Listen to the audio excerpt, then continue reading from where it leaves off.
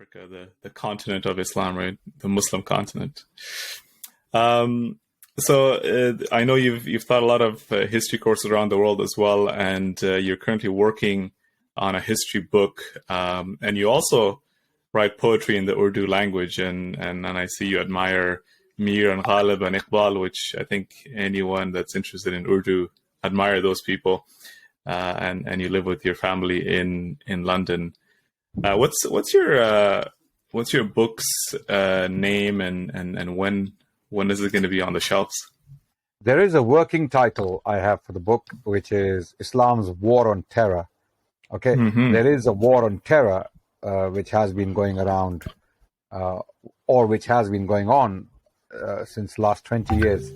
But I wrote this book on Islam's war on terror, how Islam removed terror from the world, the terror of tyranny, the terror of injustice, the terror of poverty, the terror of abuse of rights, and things like that.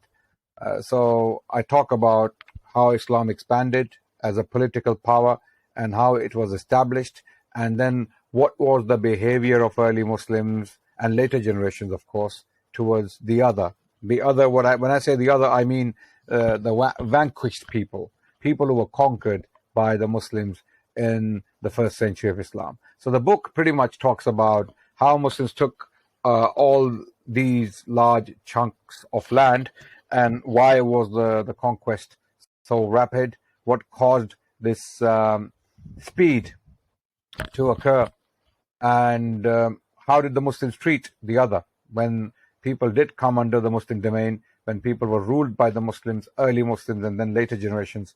What was the outcome? So this is what the book talks about. That's very interesting, actually, Brother Adnan. Look forward to it. And, one of the things that come to my mind is if we compare that to, for example, I'm in Canada, I'm from Canada, and when the Europeans came to Canada, I look at Canada today, there's no sign of indigenous people, and it's like a whole, eradication of, and there was a huge, recent news about, the graves that were found of children in these schooling systems that basically, slaughtered all these kids.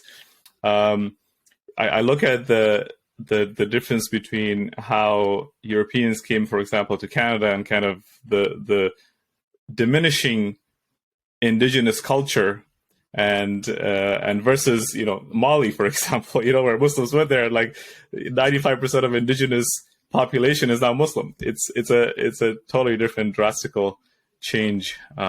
So very, very important topic. May Allah help you. You see, when you study the history of Islam and the expansion of Islam, if you like, in the first century and the second century, you see Muslims came to govern land from China to Spain.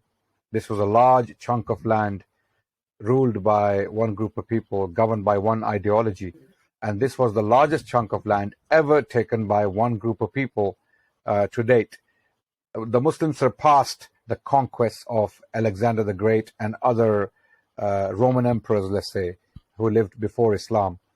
And Mongols happened to be the only group of people that broke that record, geographically speaking, right? But the Mongols didn't last. Why didn't they last? Why didn't the native or the indigenous people of the lands Mongols conquered convert to Mongolism, or if there was a religion of Mongols, or the way of the Genghis Khan, the way of Genghis Khan, which was documented in his book Al-Yasik, right? So what caused the people to follow Islam when Muslims conquered all these lands, or Muslims took these lands from China to Spain? What caused the native indigenous people to accept Islam as their way of life? This is a very, very interesting question. It's a pressing question which people must look into. There were characteristics, no doubt, in Islam as a way of life that attracted people. People saw it as a civilizing force. People saw Muslims as liberators, not as oppressors necessarily. Of course, there were periods of disturbances and unfortunate events, but the general history of Islam, when you look at the history of the Muslim civilization, throughout China to Spain, you will see that you will not find any mass graves of the indigenous people. You will not see children killed in cold blood, or you will not see mass migrations of the native people of these lands. They weren't driven away. They weren't massacred. There were no genocides against them. You see, so this is something I can say with confidence.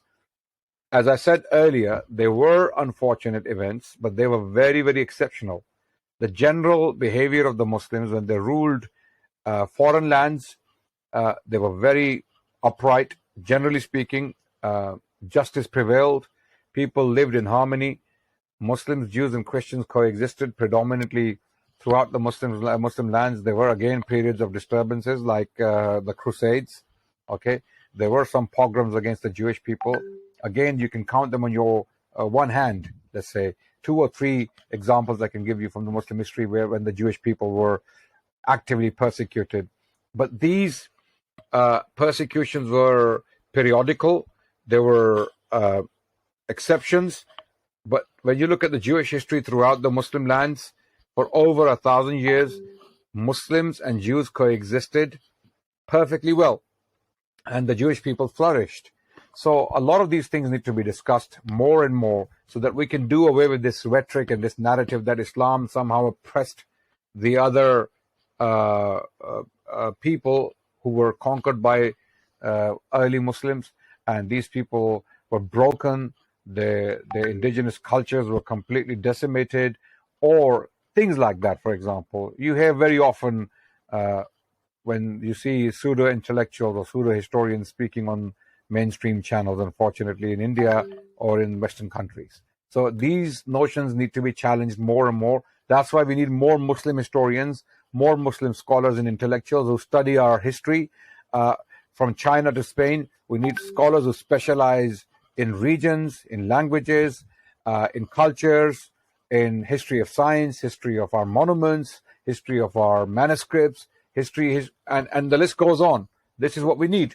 And once we have a solid bunch of scholars, let's say in Canada, in the US, or in Britain, or in Australia, who are writing books actively to demystify the image of Muslim civilization, you will see things will change. Islamophobes will shut up. These pseudo-intellectuals will simply disappear. They will realize that there is no point of lying or distorting the history of Islam anymore.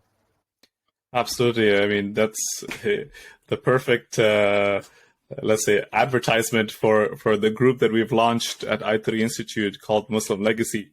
We aim to create historians. That's what we aim to do. And we'll definitely have more conversations. Hopefully, Brother Anad, this is the beginning of multiple conversations. And in the same way that you talk about these things that is little known, another topic that is little known is around the translation movement, what we are titling this as the translating civilizations, and how